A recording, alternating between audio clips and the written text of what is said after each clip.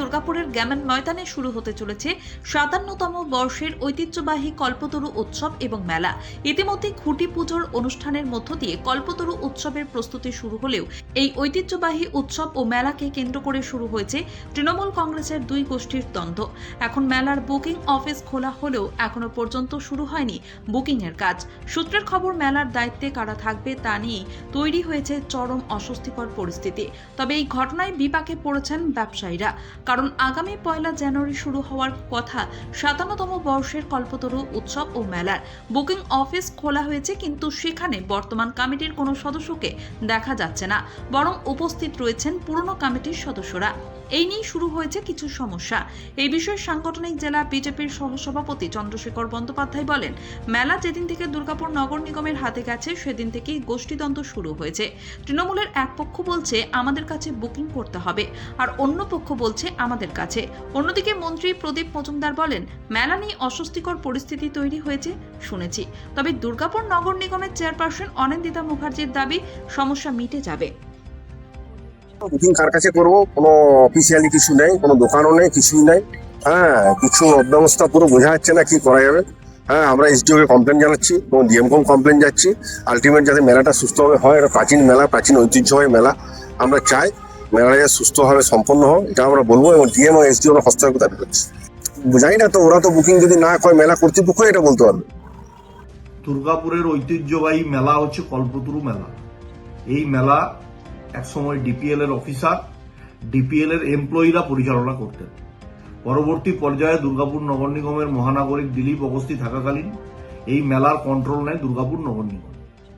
দুর্গাপুর নগর নিগমের থেকে এই মেলা নেওয়ার পর বিভিন্নভাবে মেলাকে কেন্দ্র করে গোষ্ঠীদ্বন্দ্ব দেখা যাচ্ছে। তৃণমূল কংগ্রেসের এক পক্ষ গিয়ে বসে আছেন টেন্টে, কে বুকিং নেবেন, আরেক পক্ষ বসে আছেন কে বুকিং নেবেন। মহানাগরিককে চিঠি করতে হচ্ছে, বোর্ড অফ অ্যাডমিনিস্ট্রেটরের চেয়ারম্যানকে, থানার আশ্রয় নিতে হচ্ছে, পুলিশ ফোর্স দেন তাহলে বুকিং কমপ্লিট হবে। এই অব্যবস্থার জন্য দায়ী কারা? এই ব্যবস্থা নির্মাণ করতে হবে। কেন পশ্চিম বর্ধমান জেলা প্রশাসন, আসানসোল দুর্গাপুর পুলিশ কমিশনারের এই বিষয়ে একটা সুষ্ঠু সমাধান বের করতে পারছে না? যেখানেই অর্থের খেলা সেখানেই প্রেজেন্স হচ্ছে তৃণমূল।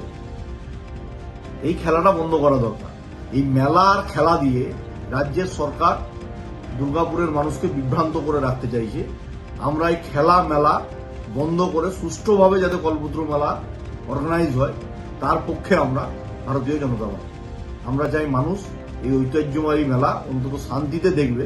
এটা যেন দেখতে না হয় যে একে অপরকে তৃণমূল ছুরি নিয়ে মারতে যাচ্ছে, কেউ বন্দুক নিয়ে গুলি করতে যাচ্ছে মেলার দখলের জন্য। এই ব্যবস্থা দুর্গাপুরবাসী দেখতে চায় না। আমরা এই ব্যবস্থার পরিবর্তন চাই। অনেকদিন আগেই ওদের বলে দিয়েছিলাম যে যদি কোনো রকম অস্বস্তির কারণ থাকে টেন্ডার করে দিন। আজকে চেয়ারপারসন এসেছিলেন, উনি প্রেসিডেন্ট, ওনাকে জিজ্ঞেস করলাম, উনি বললেন একটু অস্বস্তিকর পরিস্থিতি আছে। আমি ঠিক জানি না, খুলে কিছু বলেননি। উনি বলছেন যে বুকিং হচ্ছে না, এই ধরনের কিছু একটা অসুবিধা করছে। সেটা তো হওয়ার কথা না। কমিটির লোকেরা এই নিয়ে নিশ্চয়ই সিদ্ধান্ত নেবে। কারণ আমি এই প্রথম শুনতে পেলাম মানে যে বুকিংয়ের অসুবিধা হচ্ছে। শনিবারে ফিরবো, তাকে একটা আলোচনার মাধ্যমে আশা করছি কিছু ফ্রুটফুল হবে আর কি। ওখানটা অনেক আশা নিয়ে আসে তারা, না বিক্রি বাটা হয়, তাদের সমস্ত সাধারণ মানুষেরা অংশগ্রহণ করতে পারে। গানের অনুষ্ঠান বলুন, কবিতার অনুষ্ঠান বলুন, তাকে ঘিরে অনেক স্বপ্ন। আশা করা যায় যে সাকসেসফুল হবে। সাহেব, মাননীয় ঘটক সাহেব, মাননীয় আমাদের জেলা সভাপতি আছেন নরেন্দ্রনাথ চক্রবর্তী মহাশয়, আমার সঙ্গেই কথা হয়েছে। সবাই আশা করছে যে আলোচনার মাধ্যমে ঠিক হয়ে যাবে।